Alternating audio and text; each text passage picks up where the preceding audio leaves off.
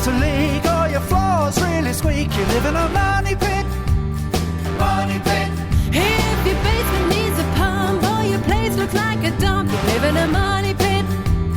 Money pit. Pick up the telephone, fix up your home sweet home by calling 888 Money Pit. The Money Pit is presented by Jaws. Now, here are Tom and Leslie. Coast to coast and floorboards to shingles, this is the Money Pit Home Improvement Show. I'm Tom Kreitler. And I'm Leslie Segretti. And what are you working on this weekend? If it's your house, you are in exactly the right place because we are too. But most importantly, we're here to help you with your projects. So pick up the phone, give us a call right now at 1-888-MONEY-PIT, 888-666-3974, or you can post your questions on moneypit.com. Coming up on today's show, if you're planning on hiring a pro to get some help with a project you want to do, there is one little thing you might want to check before pressing go. And that is what happens if a worker gets hurt while working at your home. We're going to have some important tips to make sure you're protected just ahead. And also ahead, are you noticing that your home seems to trip circuit breakers or fuses more than usual? Well, that might mean that it's time to upgrade your circuit or perhaps even the entire panel. We're going to share how to know that it's time for a power upgrade in your home in just a bit. And if you're looking for a good place to start on your spring cleaning, Windows can be just that. We'll share tips on the Streak free cleaner you can mix up yourself. But first, we want to know what you are working on this spring season. Tell us what's going on at your Money Pit, how you are getting ready for the spring and summer, and what plans you're taking to make your house in tip-top shape for all of this beautiful weather that's knocking on our door. Give us a call right now with those questions. The number is 1-888-MONEY-PIT, 888-666-3974. Let's get to it. Lots of folks getting excited with projects. Leslie, who's first? Eva in Florida is on the line and has a cooling question. How can we help you today? My home is 40 years old, and I've been in it from the time it was built. I've had 2 change-outs on the air conditioning unit. That's about right. It's a central air conditioning unit. And every time these guys come in, I have one guy come in once every 6 or 8 months to check the cooling of the heating units to make sure everything is up to snuff. And every time they come in, they say, well, you ought to update your thermostat. And I've had them tell me 3 or 4 times that I need to replace my thermostat. Well, I had a friend of mine who tells me, he says, basically, all your thermostats is heat, cool, and shut off. So I think have they mentioned to you that you might want to install a clock setback thermostat, Eva? Well, they just said thermostats. They didn't tell me any particular kind. I'm betting that you have a very simple thermostat, which is heating and cooling, and you just set it and forget it, right? That's correct. So what they might be suggesting is that you replace the old thermostat with an updated one that has a clock setback built into that. And how that can help you, and it helps you more in the cooling in the winter season, which you don't get a lot of down in Pensacola, but when it gets chillier, you can set the heat to be a certain temperature at the day and another temperature at night, so you don't waste heat at night when you're tucked nice and warm and cozy under the comfort of the blankets. Yeah, but I just leave my thermostat at 70 degrees at night. I don't change it. Well, if you just leave it, you don't change it, then you might be fine with that 40-year-old thermostat. If you want the technology and the energy savings of a thermostat that can go up and down based on a clock, then you would go to a clock setback. But there's nothing wrong with leaving the one you have if it's working properly for you. And it either way, I'm going to use the same amount financially. If you're truly just leaving it exactly where it is? Yeah, but when I get up in the morning, I have to turn it on so it comes back up to warm up the house. Correct. If you've got a clock setback thermostat or a programmable thermostat, you can enter in your usage. So you can say, okay, at 7 o'clock in the morning or 6 o'clock in the morning, whatever time, maybe half an hour or so before, you're going to get up, set it to such and such temperature. And then you can say, okay, and then at this time when I go to bed, drop it down to this temperature. This way you never even have to go over to the thermostat. You can just say bloop and it'll do that program for the day, so you don't have to do anything at all. Then say you're going on vacation or you're out of town, you can have, an away setting and set it to that so that you've got it obviously at much lower temperatures and it's not running that program while you're not there, wasting that energy and your dollars. So it depends. If you want to sort of take yourself out of the equation and have your thermostat do its thing on its own, a programmable thermostat really is, what you're looking for. Yeah, okay. Well, thank you very much, dear. Thanks so much for calling us at 888-MONEY-PIT. Bob in Washington's on the line with a roofing question. What can we do for you today? I'm looking at putting a roof on the home, and in the Yellow Page ads, there's one advertises against the other. There's two larger contractors here, and one suggests that he's better by using a hand-nailed technique versus air mechanical. And I'd like your thoughts on that. Well, I think it makes no difference whether the roofing product is nailed by hand or nailed with an air gun. Both are completely acceptable ways to fasten roofing products to the house. I think what makes the difference between one pro to the other is really their workmanship. So I would not be confused by competing claims of how a roof is nailed. I could see somebody using that as it's kind of like, hand cut, hand finished, hand nailed. You have this sort of vision of something that's like quality and craftsmanship involved in it, right? But I really don't think it makes a difference. But what makes all the difference when hiring a roofer is the quality of that work and how well the roof is put together, especially when it comes to those intersections that have to be flashed. So if all else looks good with these two roofers, I would do a deeper dive on the references and, perhaps check online sites like Service Magic or Angie's List, sites like that, to just double check what the reputations are, talk to past customers. Last time I had to hire a contractor that I did not know, I did get a list of references. And I got to say, I think the contractor was quite shocked when I actually called these folks. So get the references and call them, and you'll find people are generally very willing to talk to you about their experience with the contractor. So I think that's the best way to proceed. Workmanship makes all the difference when it comes to hiring a roofer. On the roofing material up in the Northwest, where I am now, is there? And I'm looking at a conventional 3-tab asphalt type composition roof. Is there a better grade of material or something that I should be looking for? As you can tell, this is a first-time roof for me. So, are you in a high wind area? We do get quite a bit of wind up where I'm at, kind of up on a hill. I would consider the wind resistance, but a product like an Owens Corning shingle is excellent. But I would definitely consider the wind resistance and buy a product that's rated for wind. Some of those OC shingles are rated for over 100 miles an hour. I think it's even up to 150. Yeah. The good news is the roof will be there, the house not so much. Well, thank you so much. That's been enlightening to me to hear what you have to say. You're very welcome. Thanks so much for calling us at 888-MONEY-PIT. Carol in Mississippi, you've got the Money Pit. What can we do for you today? I have a floor that's sinking in, a hallway, and a kitchen.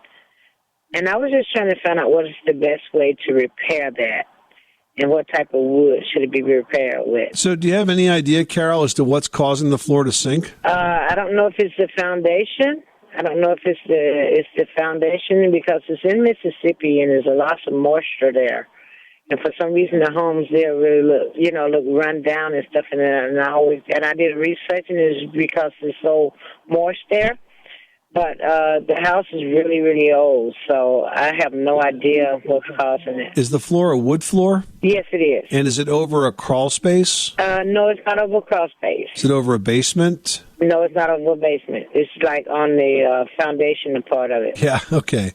Look, there's only really three types of floor structures. You're either going to have your house is going to be built on a slab, which means it's on concrete, or it's going to be on a wood framed floor, which is either going to be over a crawl space or over a basement. I'm trying to figure out what kind of floor structure you have. Okay, it's up off the ground a little bit. That's a crawl space. So what has to happen, Carol, is somebody has to go into the crawl and get under that area and look up and see what's going on. If you have a lot of moisture, you could have some rotted beams there. And if that's the case, they have to be repaired. It's very difficult to do that from the top side. You would do that from the bottom side.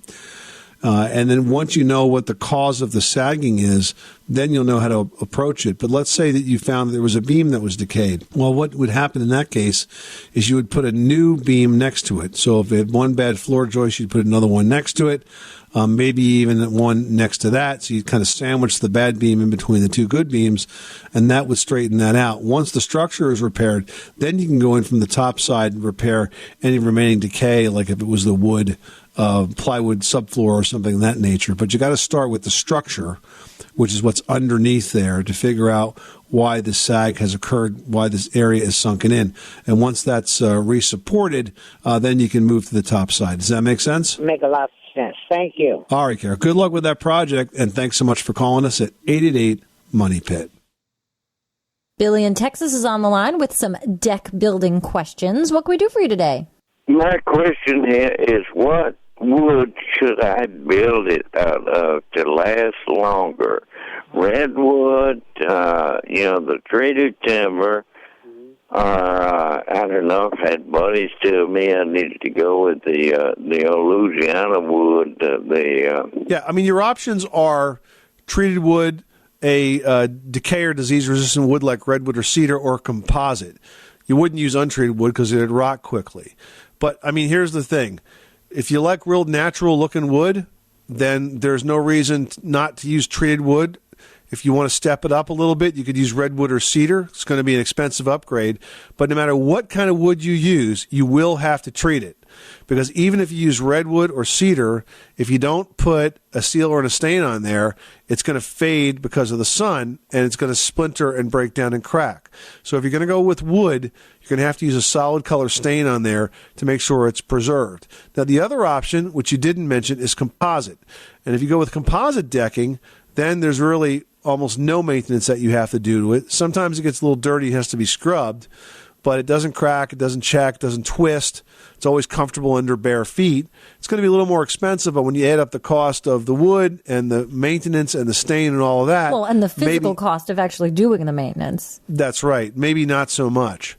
So those would be the pros and cons of going with wood versus composite. But if you want something that's not going to have a lot of maintenance headaches and it's going to last a long time, I would definitely go with composite. Billy, thanks so much for calling us at 888-MONEY-PIT.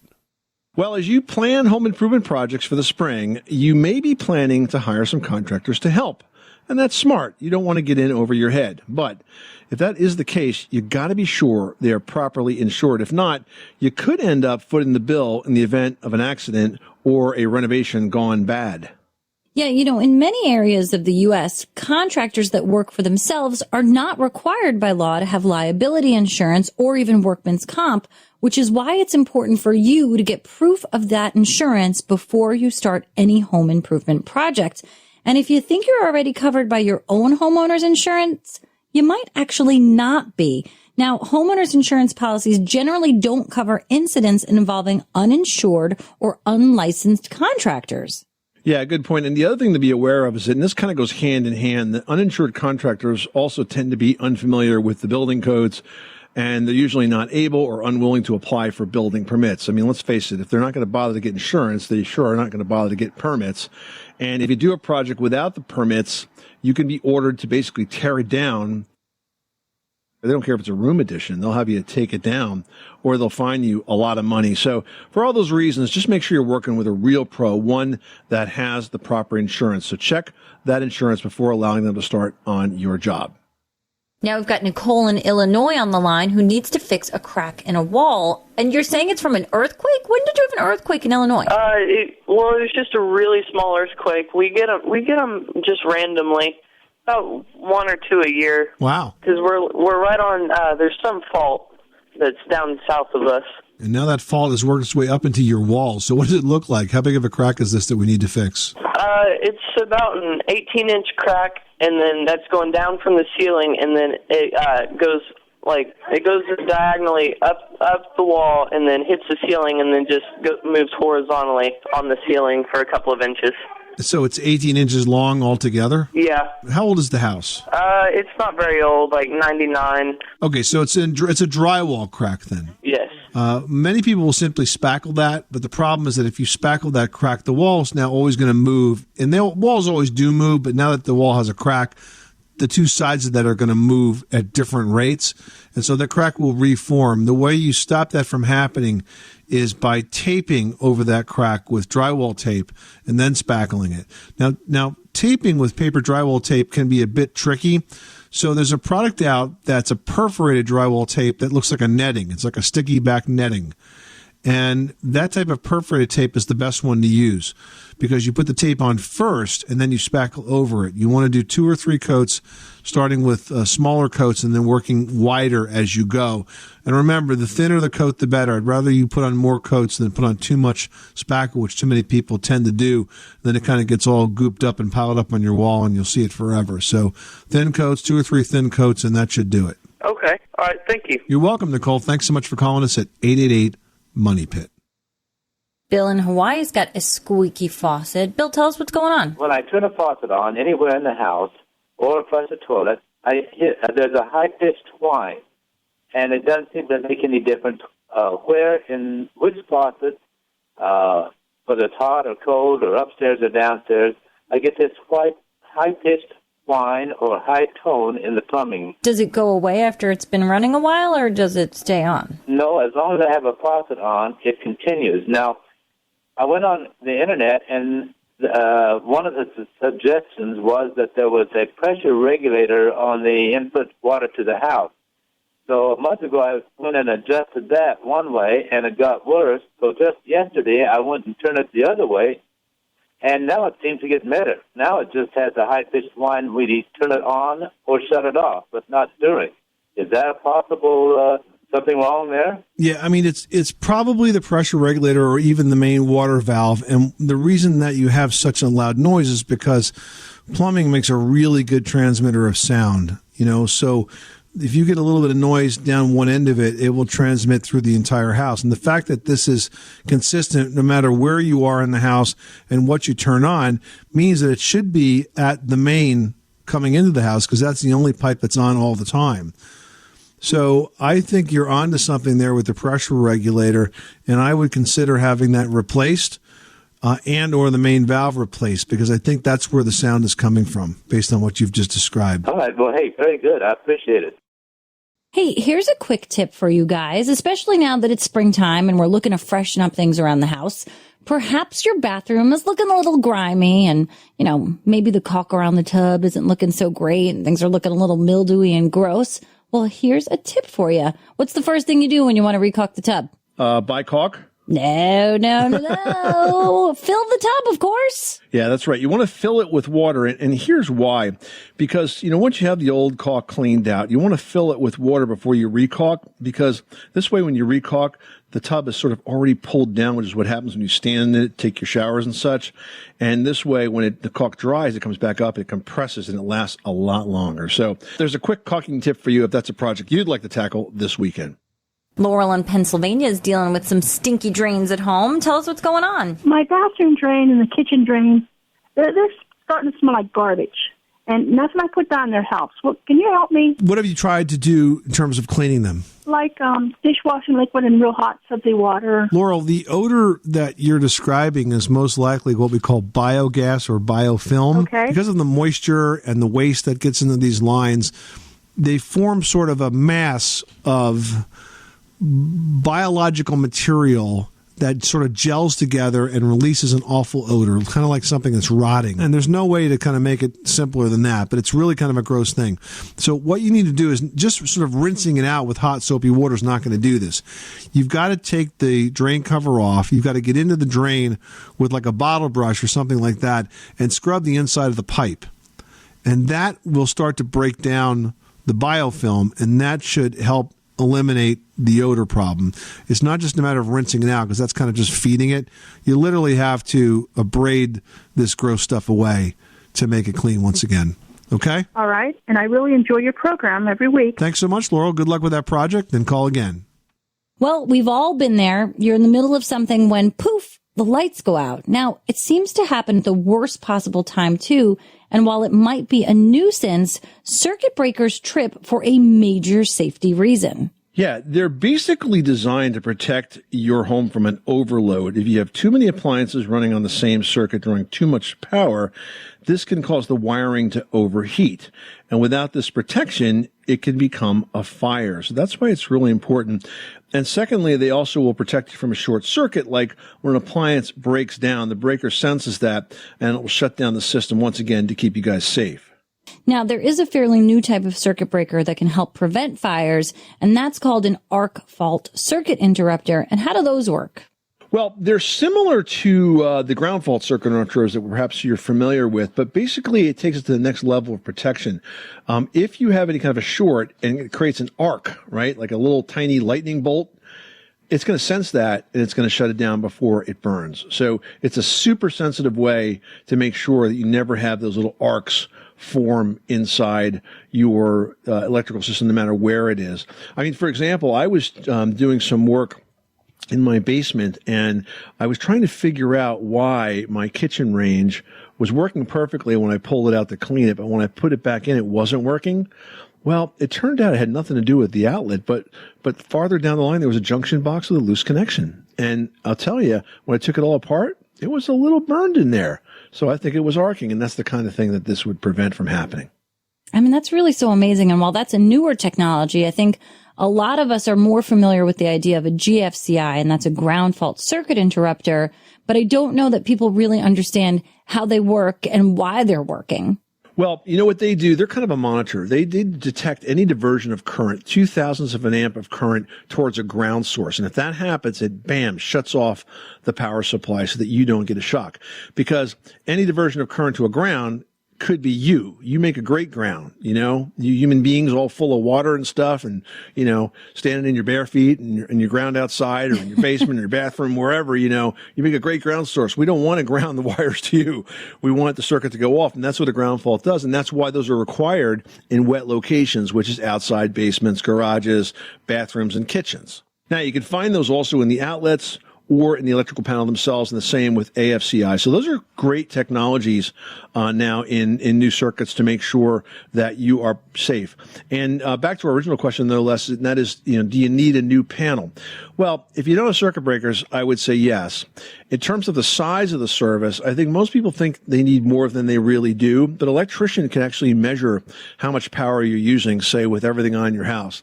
And I think if you do that, you'll find that you may, most of the time, have enough power in the house and therefore maybe just need to upgrade those breakers on some circuits rather than replace the whole panel.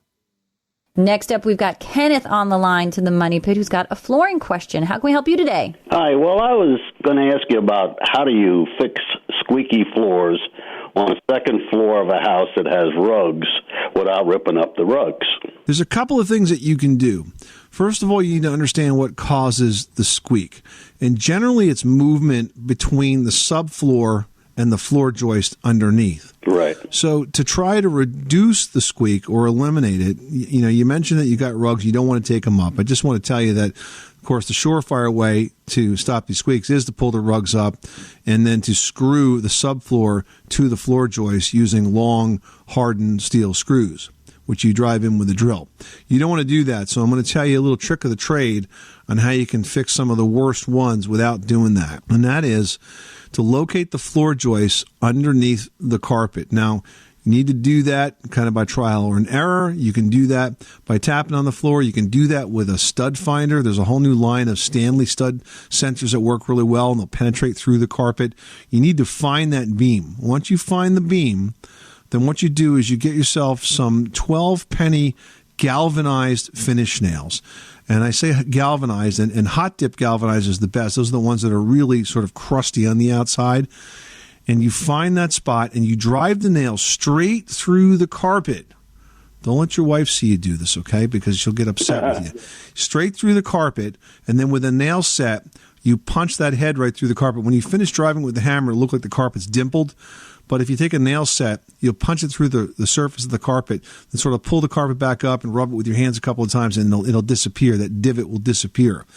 What you're doing is you're securing that floor right above, right through the carpet without pulling the carpet up. Now, I wouldn't want you to do this to the whole house, but I've fixed this in lots of houses using 2 or 3 strategically driven nails, and I find if you drive it at a slight angle, it works better because the nail holds better.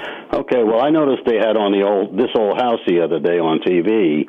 They showed you how to do it with the rugs before I called you, and they use this O'Berry Enterprising kit, which is a drill bit that's only got 3 threads on it that you drill down until you find your stud. Then they have a 50 screws with little socket heads on them, and you drill those down into the beam, and then you have a little tool that breaks the head off. And it's ingenious. The only thing is that I can't find the beams.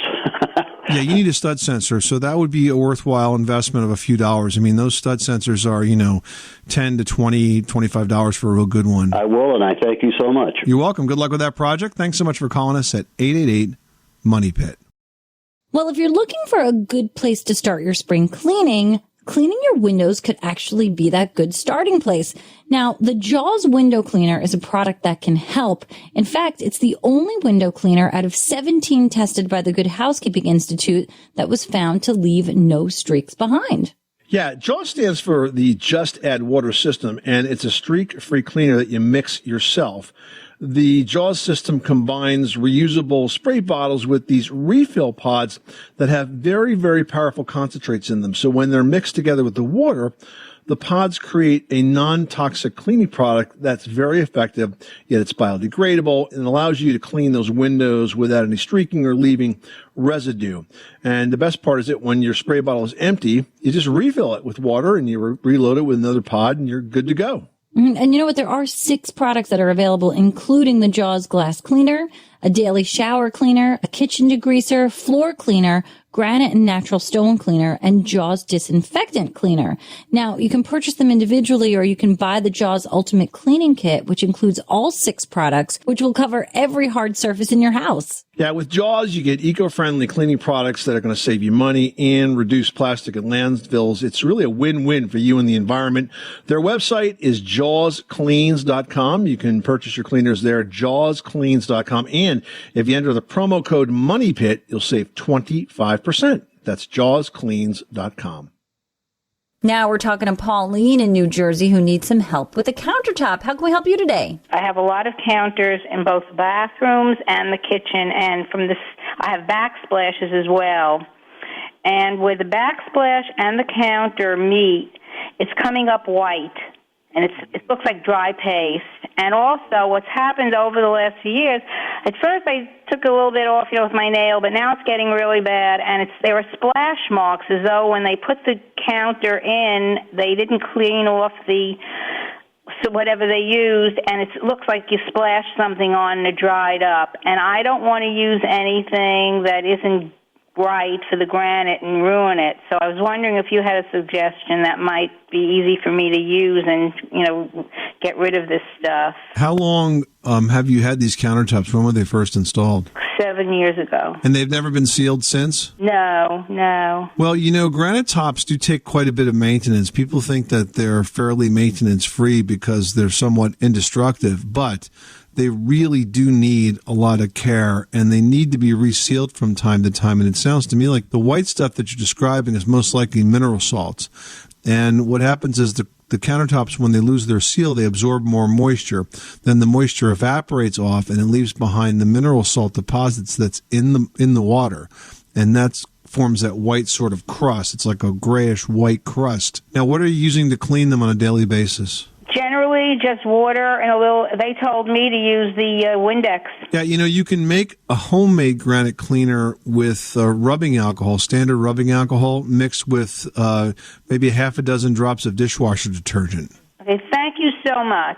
You're welcome. Good luck with that project. Thanks so much for calling us at 888-MONEYPIT. You can always post your questions online at moneypit.com or through the Facebook page at Facebook/TheMoneyPit, just like Richie did. Now, Richie writes, I have high-quality laminate floor throughout my living room and kitchen. I've installed it twice, yet it won't stay locked. I had it inspected by the manufacturer and was told that the problem is due to the room being too cold and too humid, and there's nothing that they can do. What are my next steps? Sounds a little fishy, don't you think? I mean, that does sound a little strange. A room in the 60s, that's not that cold, really. If you're not home, in my case, if I'm not home, I have my temperature turned down even in the winter until 62 or 63. So that doesn't really make any sense. So, it seems more likely that this product is just not performing as it is intended. Now, if you did put it down twice, Richie, it probably got a little looser and a little worse the second time. I have found that the locking seams are good for about one lock. Yeah, and that's about it. And when you have to take them out and put them in again, sometimes they're worn a little bit. They're not quite as tight. But I will give you a suggestion that may help, because it seems like the manufacturer's not stepping up here with any new product, nor would it even make a difference if they did, if the product wasn't that good to begin with. And that is, you can glue those so-called locking seams together. I would use yellow carpenter's glue, and you can put it in the seam on the tongue and the groove. Then you can snap it together and let it dry. You could probably do the whole floor, and sort of work one section to the next. Make sure you go back over those sections as they start to dry. The yellow carpenter's glue gets to kind of a state where it's sort of like rubbery, and that's the right time to kind of lift it off. And you could take like a plastic spackle knife. You don't want to use a metal one because you don't want to scratch the floor, and lift it off. And then if there's any residue, just wipe it down with a damp cloth. But that will absolutely lock those seams together. And short of the floor being very uneven underneath, I don't imagine it will come apart. In fact, when laminate floors first came out, that was the only way you would assemble it, because it didn't have a locking seam. And then even after it did have a locking seam, a lot of manufacturers will still tell you to do that if the product's going down in a bathroom or a kitchen. So I think that hopefully will solve your problem. All right. Next up, we've got a question here from Chris. Now, Chris writes, I recently insulated my garage and was looking to heat it to do a few projects and add heat to the rooms above. What are some good options for heating the garage? The doors are new, walls are R30, and the ceiling is R35. Okay, well, that's good, because heating a garage is a little bit different than heating any other room in your house. They're not built to be heated. So the fact that you have gone ahead and insulated the walls and ceiling is excellent. Now, heating your garage, though, is not the best way to get heat to the rooms above. That should be handled separately. In terms of the type of heater, you can have an electric heater, you can have a gas heater, you can have a kerosene heater. I personally, in my shop, which is like a 2.5 car garage, I put in a kerosene heater. I think it was about 23,000 BTUs, and it works perfectly. I didn't want it to be too hot, but it takes the edge off and keeps me quite comfortable. You are listening to the Money Pit Home Improvement Show, on air and online at moneypit.com. You can subscribe to the Money Pit podcast at moneypit.com and also at Google Play or iTunes. We are so glad to be with you here on a beautiful spring weekend. At least it is here in our neck of the woods. We hope it is where you are. And if you are thinking of taking on a home improvement project, we hope that this hour we've been able to give you some tips and ideas to get started. But if not, remember, you can reach out to us 24/7 at 888 Money Pit, and we will call you back the next time we're in the studio. But for now, that's all the time we do have. I'm Tom Kreitler. And I'm Leslie Segretti. Remember, you can do it yourself, but you don't have to do it alone.